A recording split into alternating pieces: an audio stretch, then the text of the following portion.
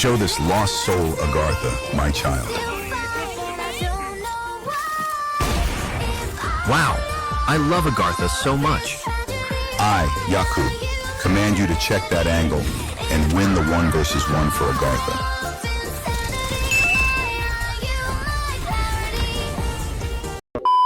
Hey, what's going on, guys? Welcome back to another Borderlands 4 video. Now, in today's video, I'm going to be bringing you guys the perfected version of 2 of Harlow's most popular builds. One of them focuses on her red tree and her chroma accelerator action skill with the neutron capture augment, which I did cover in my previous best meta builds video. If you guys haven't seen that, I'm going to leave a link in the description or a little title card where you can go ahead and watch that. I highly recommend it. And another one that I was put onto recently by a commenter, which focuses on her green skill tree. So I'm going to be breaking them down both for you guys, and then also I'm going to give you the pros and cons for each build so you can choose for yourself which one you think is best for you, and also give you guys my personal recommendation. Also, just a quick little reminder that if you guys do like this type of stuff, then be sure to leave a like and let me know in the comments section below what you dislike, what you do like, any suggestions, recommendations, because I do read pretty much every single comment and I respond to most of them.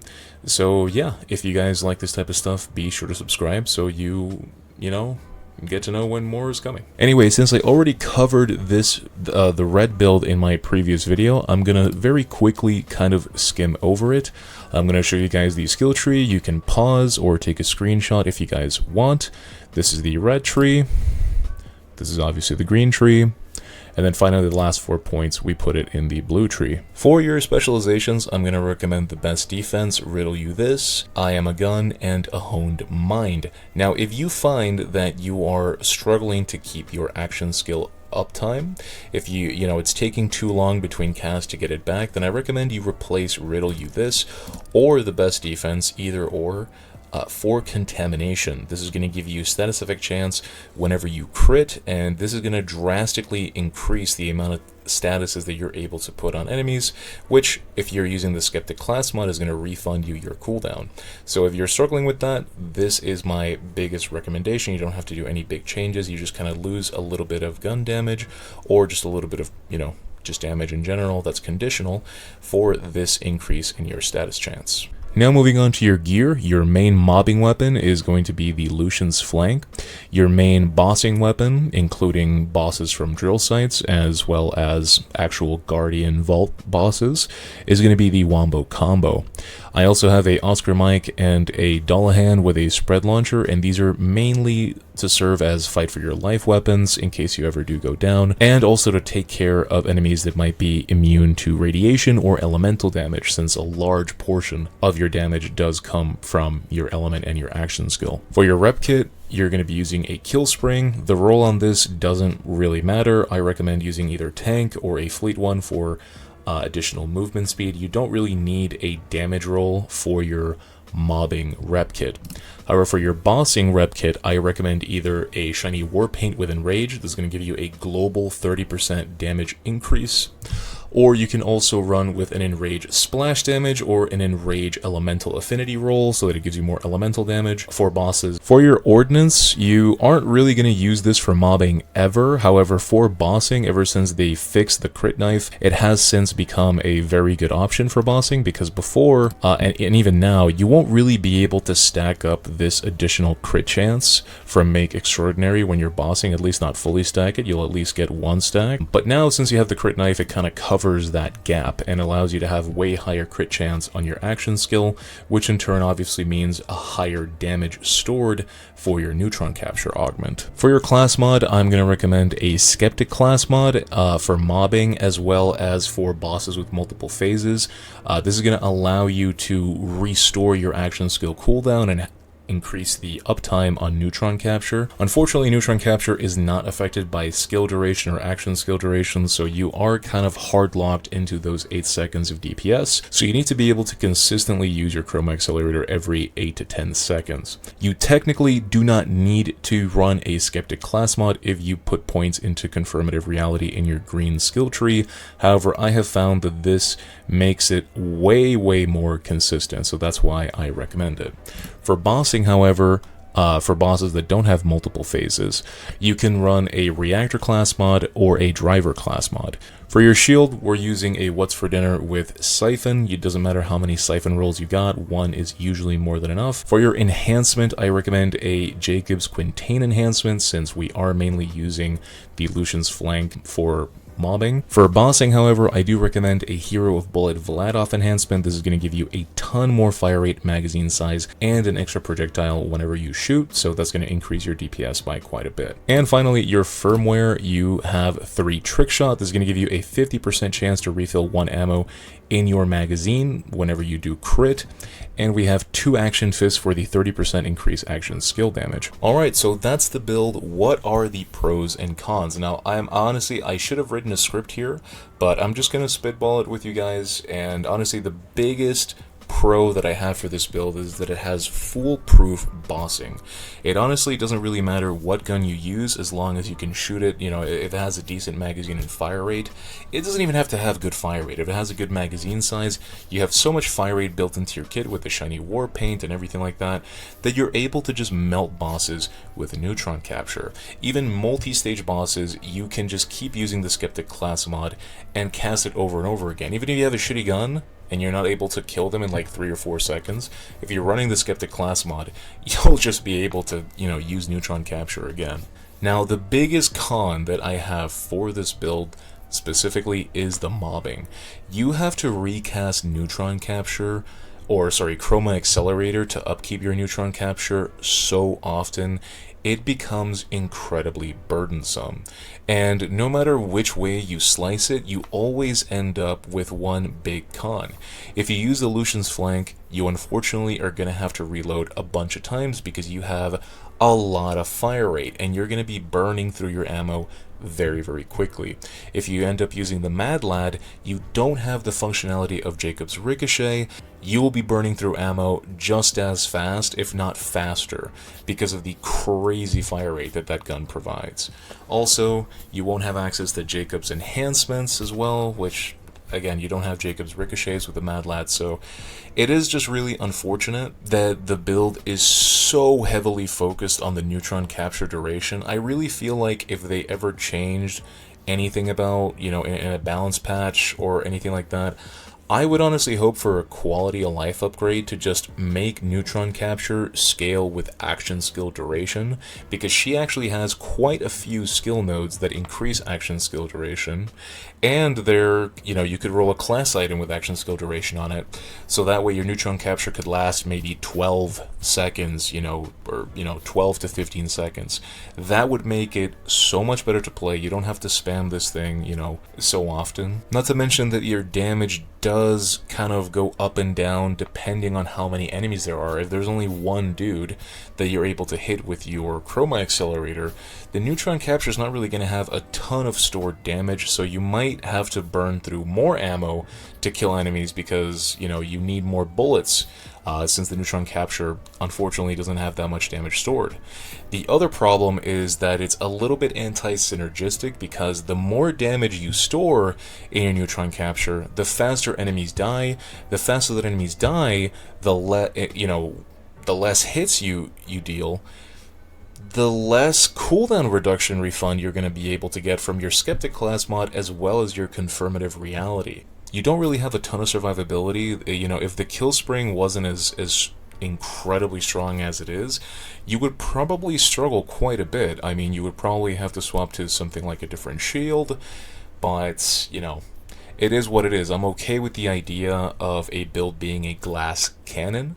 Unfortunately, it's just that the quality of life of having to spam the chroma accelerator kind of kills it for me.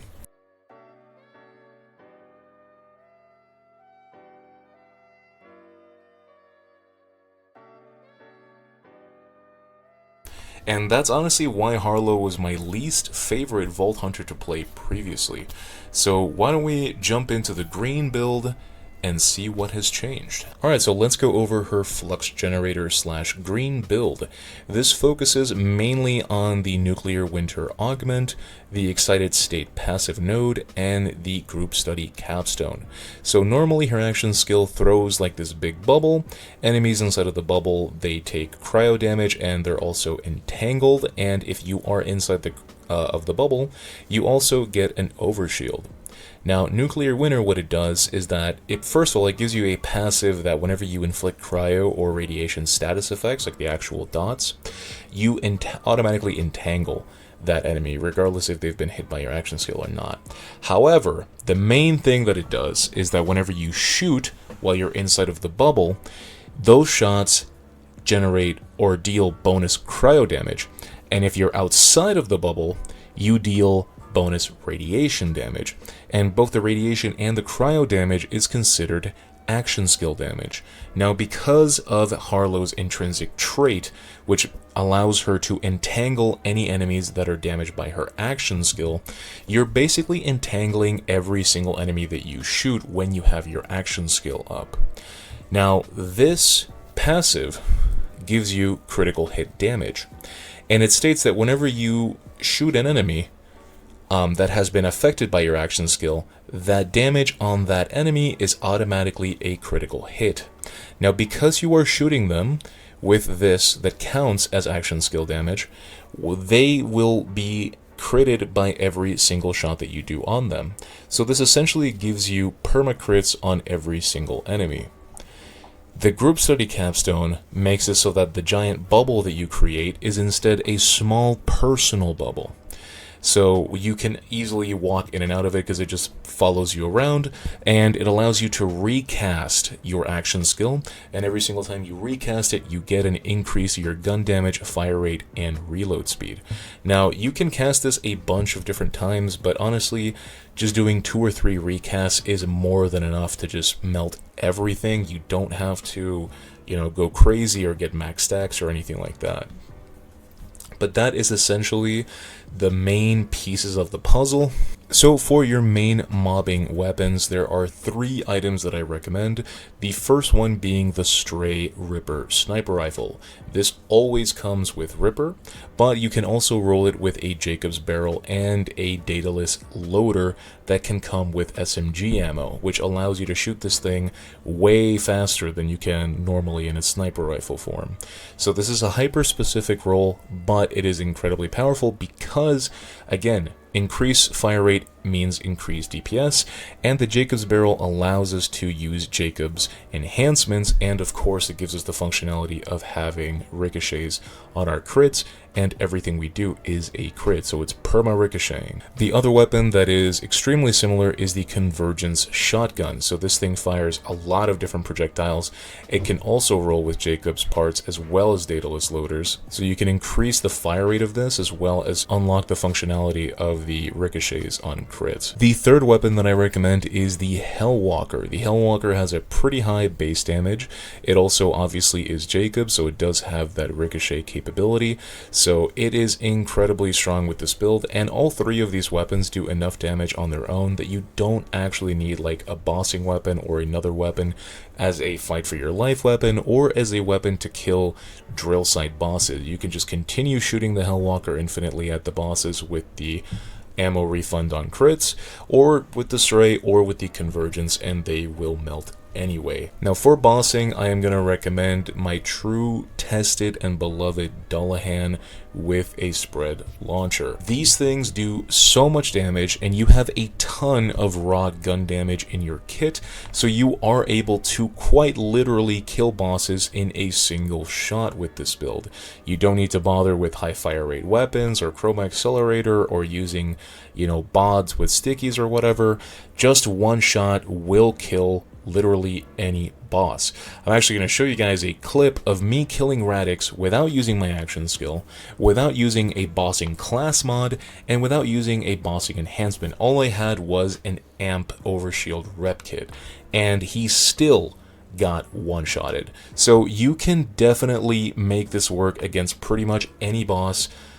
Obviously, if you activate your action skill and you have a more optimized loadout for boss killing, this thing is going to absolutely shred everything.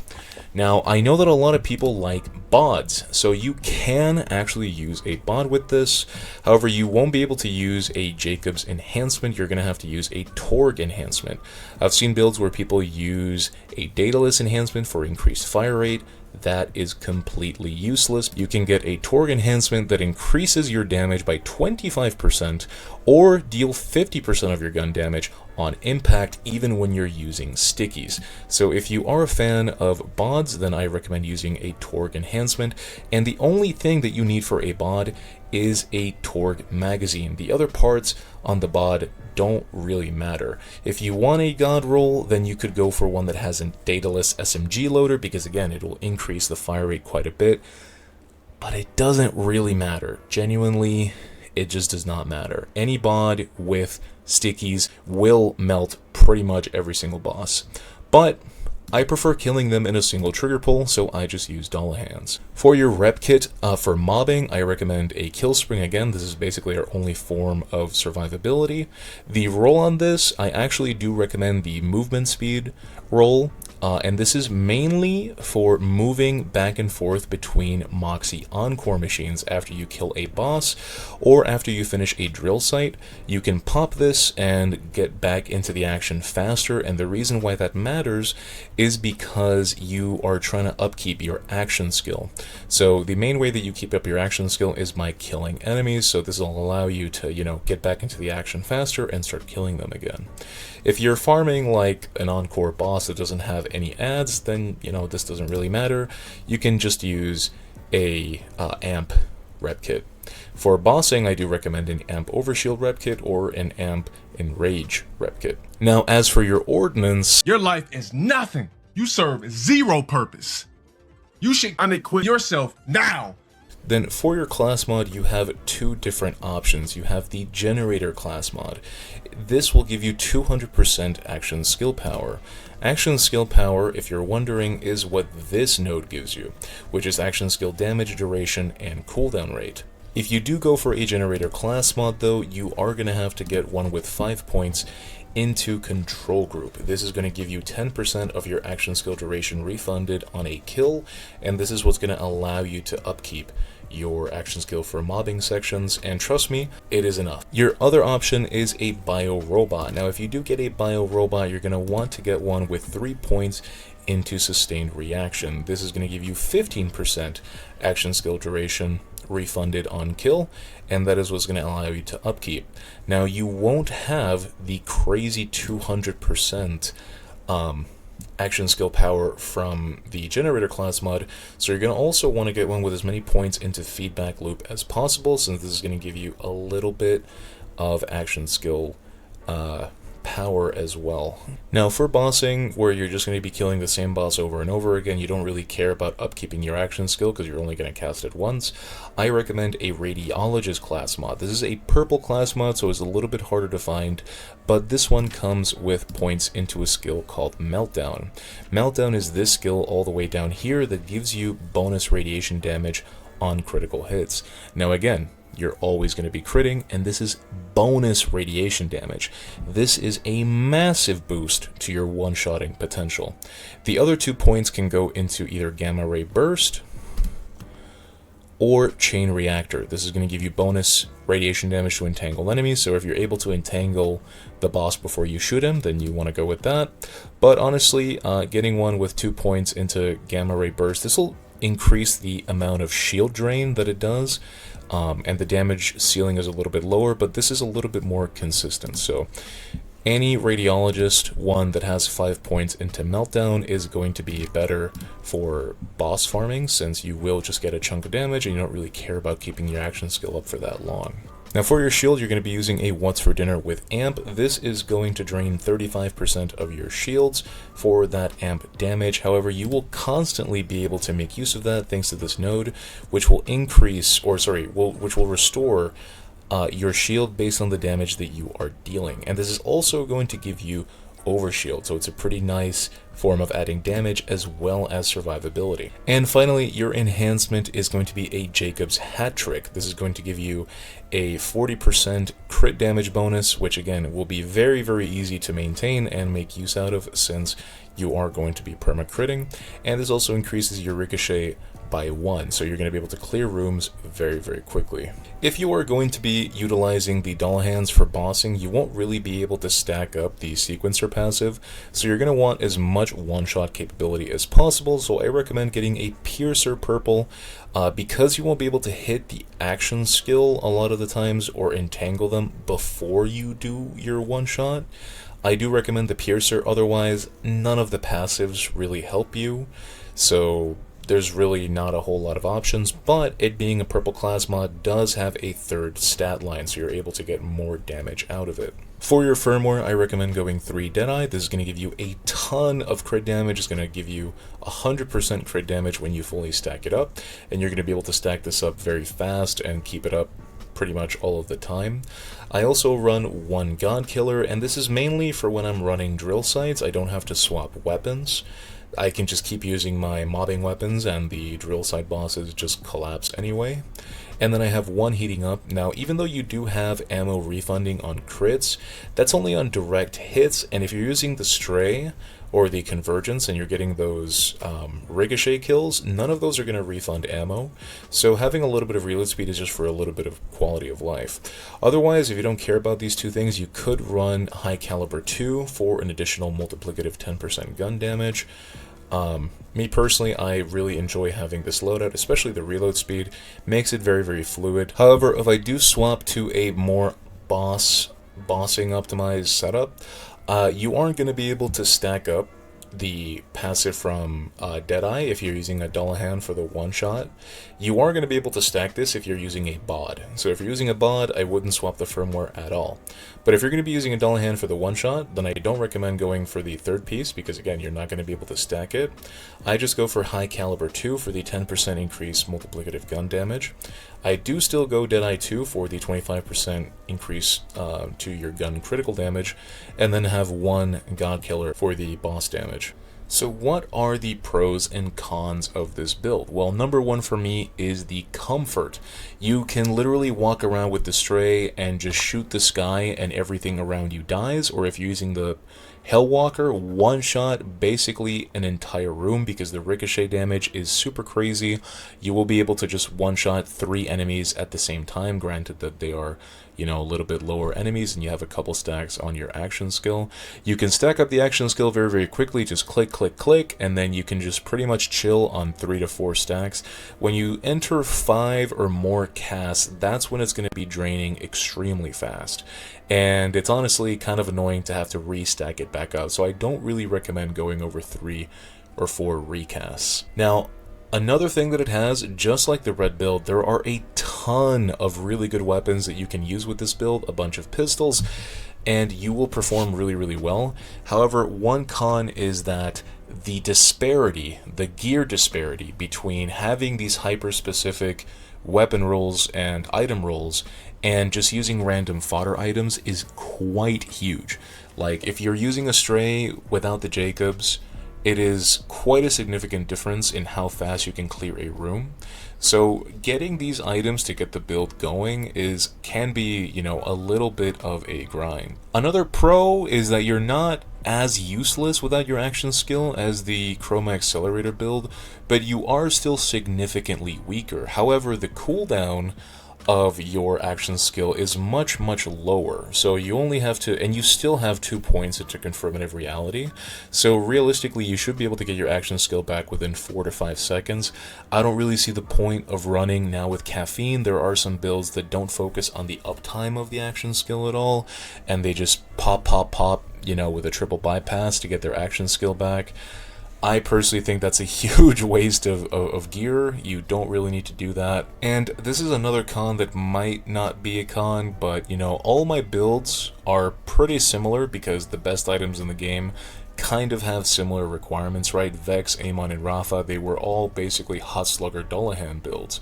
And now here we just have a Hellwalker Dullahan build.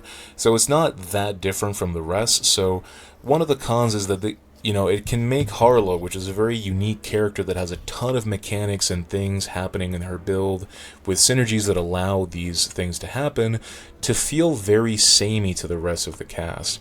Now, of course, as time goes on and we get more skill points or different gear, and we get different balance changes that nerf and buff different things, that obviously might change, the gear selections might change, but as of right now, this build does make her feel a lot like the rest of the cast.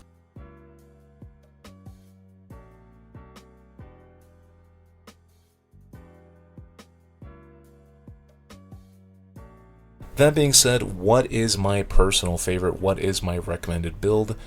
I think it kind of goes without saying here, but it is of course the green build. I don't have to cast Chroma Accelerator 40 billion times.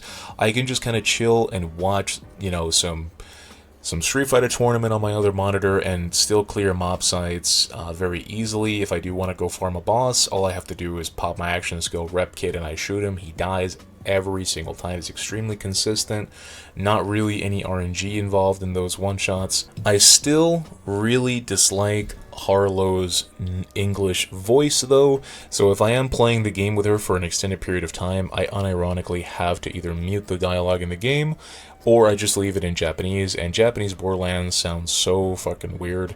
So it might not be for everybody, and hey, if you like Harlow's voice, then all the power to you. I don't really like it, so there's that to consider, because, you know, audio is a thing in this game. So yeah, let me know what you guys think about the builds in the comment section below. Which one do you prefer? Do you prefer the bursty, very high APM playstyle of the Chroma Accelerator build, or do you prefer the more laid-back, kind of mobbing focus one-shot build for the green tree? And that is it for me, guys. If you have any other suggestions as well, leave them in the comments. And if you're missing any gear for any of the builds that I showed in my previous video, or any of the stuff that I used in this video, then contact me on Discord. I'd be happy to give you guys a copy. That's going to be it for me, guys. Thanks for watching. Have a good one.